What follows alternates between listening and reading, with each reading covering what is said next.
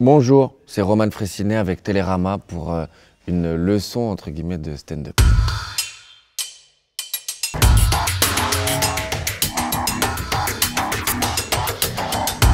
Je me fais passer souvent par celui qui découvre, celui qui ne connaît pas. C'est un procédé qui marche bien pour relever l'absurdité d'une situation. Les lettres persanes de Montesquieu, je pense. C'est des Perses qui viennent à Paris et eux donc ne connaissent pas Paris. Et ce regard-là, ce regard de celui qui vient d'ailleurs pour commenter la société, ça permet à tous les gens qui sont dans cette société d'apprendre du recul.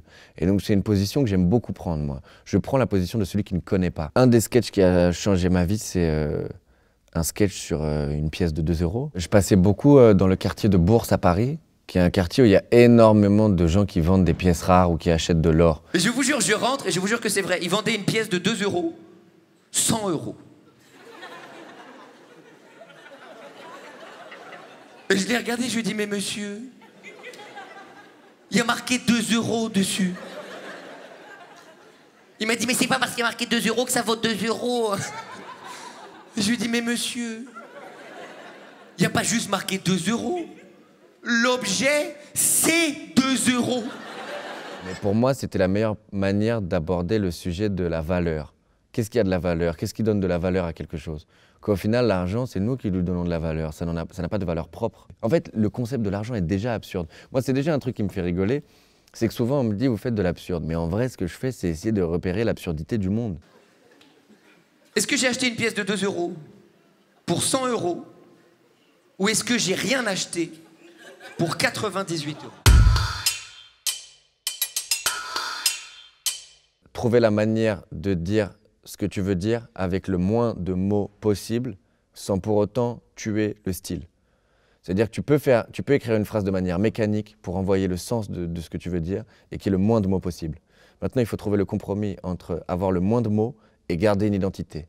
Moi, je fais souvent, par exemple, des fautes de syntaxe, beaucoup. Je mets tout au présent. Ça aussi, c'est un truc, mettre au présent. Ça met les gens dans l'histoire. J'étais là-bas et je faisais... Non. Donc là, hier, je suis là. Ça se dit pas en vrai. Mais ça marche beaucoup mieux.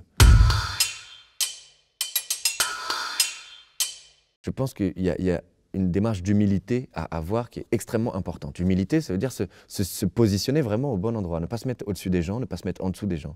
Et il faut ne pas vouloir se donner le beau rôle. Souvent, pour me moquer des gens, je me moque de moi, ouais.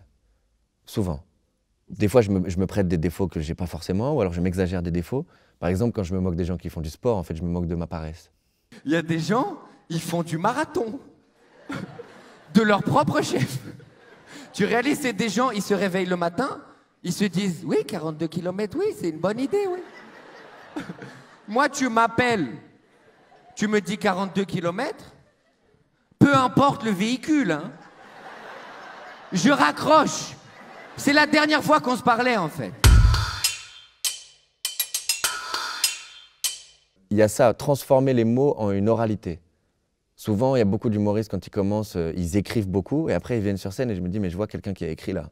Tu parles pas comme ça dans la vie. Donc, trouve une oralité. Écris, trouve un vocabulaire ou un truc qui fait que c'est oral. Comprends ta musique, comprends ton rythme.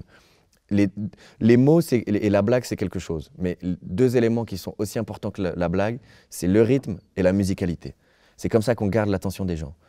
La même blague avec des rythmes et des musiques différentes va avoir un rire ou va pas en avoir. La pieuvre est dotée d'une intelligence remarquable.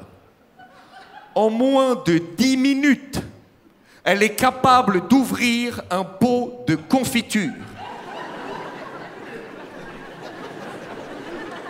C'est ça ton intelligence remarquable?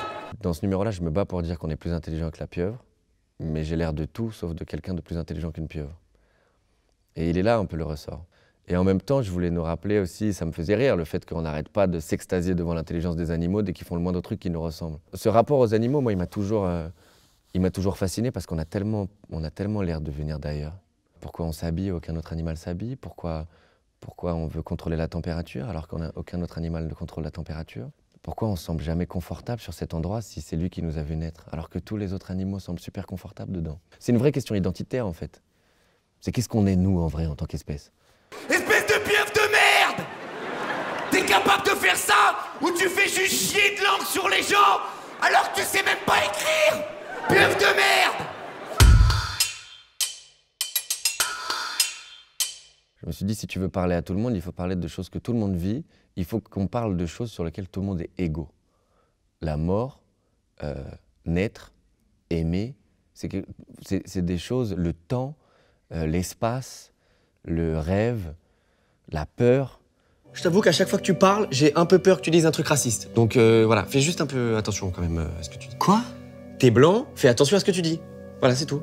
Non mais, alors, même quand t'es pas blanc, faut faire attention à ce que tu dis, déjà. Et deuxièmement, si tu penses correctement, bah t'as pas vraiment besoin de faire attention à ce que tu dis. Enfin, t'es en train de m'inquiéter, toi, très sérieusement, là. Vincent, calme-toi. Non, je me calme pas. Non, je suis à 2 doigts de couper les poings avec toi, moi, là. Je trouve ça intéressant de se dédoubler dans sa tête, en fait.